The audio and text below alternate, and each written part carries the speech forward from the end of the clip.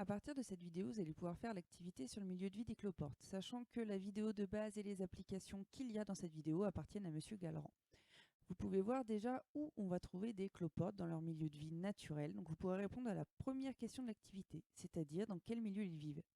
Souvent, ça va être des souches de bois mort, vous en avez peut-être trouvé dans votre jardin aussi en soulevant des grosses roches. Donc, à partir de ces observations, est-ce qu'ils préfèrent les milieux plus ou moins chauds, plus ou moins humides, ou plus ou moins éclairés? Une fois que vous aurez répondu à la première question, vous pouvez faire les autres, et quand vous passerez aux questions sur les expériences, voici ce que vous auriez dû voir si vous avez pu télécharger les animations. Premièrement, expérience témoin, regardez comment réagissent les cloportes en temps normal. Nous avons dans les deux compartiments 15 degrés, 95% d'humidité et 0 luxe. On va pouvoir faire notre expérience test en changeant un paramètre, ici la température. J'ai décidé de chauffer le compartiment B uniquement. La température passe donc de 15 à 25 degrés. Et on peut voir que les cloportes changent de comportement. Vous pouvez donc compléter la colonne de l'expérience 1 dans votre tableau en me disant comment est-ce qu'ils vont changer.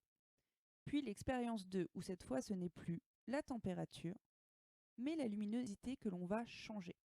Toujours pareil, au début les conditions témoins, 15 degrés, 95% d'humidité et 0 luxe.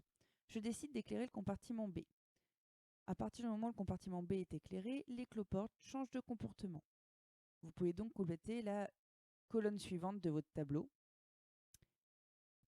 puis passer à l'expérience 3, où cette fois ce n'est plus la température ni la luminosité, mais l'humidité qu'on va changer.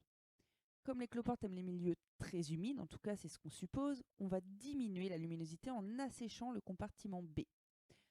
Donc l'humidité passe de 95 à peu près 40%, et une fois encore, le comportement des cloportes change. Vous pouvez donc compléter la dernière colonne et ensuite me dire si votre hypothèse était correcte ou pas et vous aurez fini l'activité.